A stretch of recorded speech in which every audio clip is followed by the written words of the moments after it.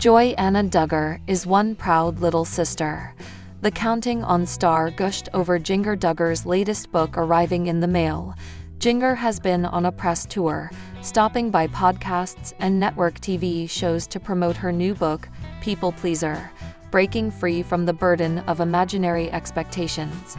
It is Duggar's third book, and she is already a New York Times best-selling author. Interestingly, Joy Anna talks about how reading Duggar's second book, Becoming Free Indeed, My Story of Disentangling Faith from Fear, rocked her world. Reading the latest book will surely bring up more feelings for Joy Anna. On her Instagram stories, Duggar Duggar reposted Joy Anna Duggar's support of her. When she received her book in the mail, she took a photo holding it and revealed that she was so proud of Duggar. Joy Anna Duggar and Duggar Duggar see each other quite a bit despite their distance.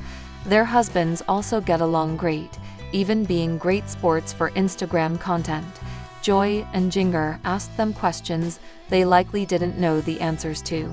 Austin Forsyth knew more than Jeremy Vuolo though. When Duggar and Jeremy return to Arkansas, they always stay with Joy and Austin.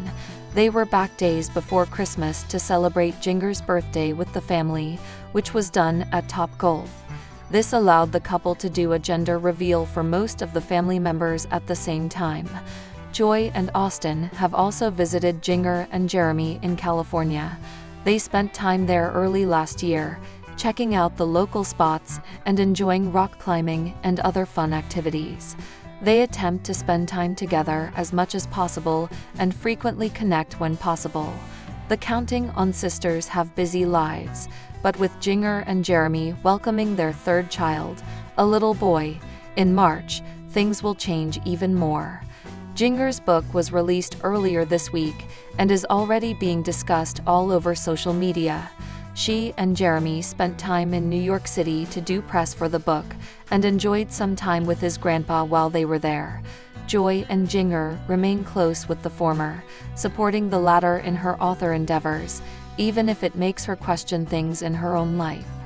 Let me start by confessing that I am not immune to the appeal of the Duggars, the Arkansas family starring in the popular cable show 19 Kids and Counting. Like Mrs. Duggar, I am a mother. Although I've produced only a paltry 2 joy bundles, alas. I read recipes, love to cook and enjoy snuggling up at home with my children and husband. And I too have worried about pedophiles snatching my beautiful son, and whether our daughter wears clothes that might attract the wrong kind of attention from predators. Also, as an occasional consumer of reality shows, I appreciate the can't-turn-it-off lure of 2 parents in a pea-soaked, diaper-scented, applesauce-slimed human zoo of their own making, pretending to love every minute of it and asking God for help hourly. So far, so good. If the Duggars were just exhibited at the Human 4-H Breeders' Pen at the State Fair in Fayetteville, this would all be harmless fun, but they are not. The Duggars are good TV. Good, sugar-coated rat poison, politically speaking. And increasingly, they and their grown spawn are to be found running around the country spreading the word of ignorance and backwardness. They have now been granted 6 years and counting in which to widely promote a lifestyle based on an extremist belief system dubbed Christian patriarchy that involves the absolute submission of women to men. They hold crackpot anti-science beliefs that a network with the word learning in its name should be rather ashamed of, such as that birth control pills cause miscarriage and that evolution is a lie. Of course, Michelle Duggar homeschools her children, filling their little ears with nonsense about creationism and women's submission to God and husband, while Jim Bob works outside the home in real estate. But the fact is, Mrs. Duggar does not stay at home. Not at all. I witnessed the power of Michelle Duggar's appeal a few years ago at the annual Conservative Political Action Conference. The gathering, which attracts busloads of young conservatives from around the nation for right-wing pep talks, serves every 4 years as an early presidential tryout for the right-winger field. Young women, and some of their men, began lining up early at the booth, where Mrs. Duggar was signing posters. Some waited more than an hour to shake her hand. The ones I spoke with told me Mrs. Duggar is a great role model because, unlike liberal feminists, who they believe sneer at stay-at-home mothers, she has made that lifestyle acceptable and dignified. This October, Jim Bob, who had a brief political career in the Arkansas state legislature from 1999 to 2002, popped up in D.C., hawking ignorance about the pill and female anatomy at the Values Voter Summit. Reminiscing about an early miscarriage Michelle had when she took the pill, and before the couple decided to become super breeders, he said, "And then something we didn't know is that the pill can actually allow women to get pregnant, but then it can be aborted," he said. That's what happened with Michelle.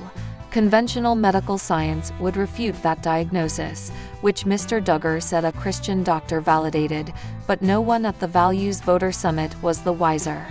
Besides the parents, some of the Duggar spawn is now old enough to lobby for the family's pet causes. All Duggars were on deck, for example, pushing Tennessee's anti-abortion constitutional amendment in last month's elections.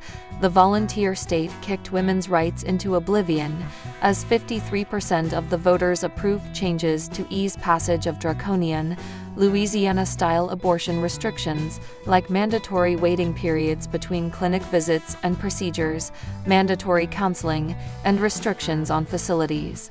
The Duggars married in 1984 after Michelle had a religious conversion, and Jim Bob was dispatched to be her spiritual guide. They had their first child, Josh, in 1988.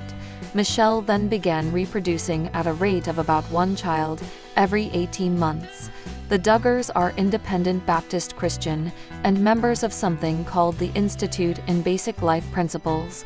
Earlier this fall, Change.org organized a petition drive asking TLC to take the Duggars off the air after Mrs. Duggar taped a robocall urging Fayetteville residents to oppose a city council ordinance that would have allowed transgendered people to use bathrooms that matched their non-birth gender.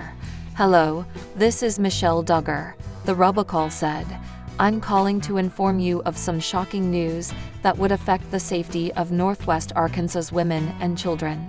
The Fayetteville City Council is voting on an ordinance this Tuesday night that would allow men, yes, I said men, to use women's and girls' restrooms, locker rooms, showers, sleeping areas, and other areas that are designated for females only. I don't believe the citizens of Fayetteville would want males with past child predator convictions that claim they are female to have a legal right to enter private areas that are reserved for women and girls."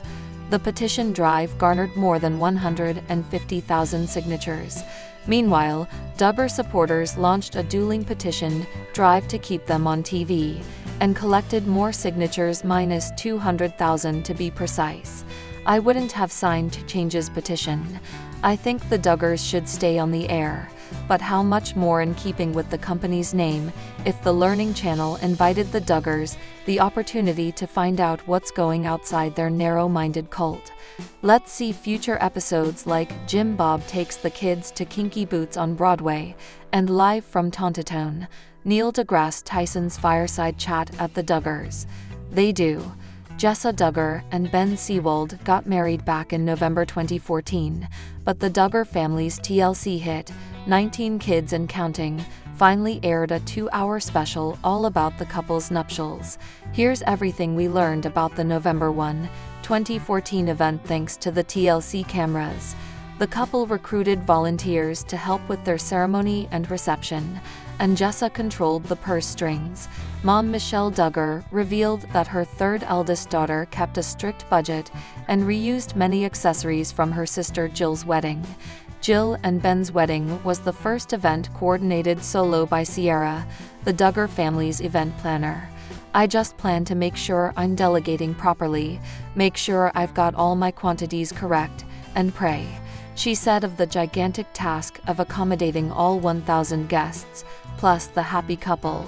Duggar patriarch Jim Bob dedicated a sweet speech at the rehearsal dinner to Jessa's new in-laws, and the families were complimentary of each other throughout the 2-day celebration, from rehearsal to reception.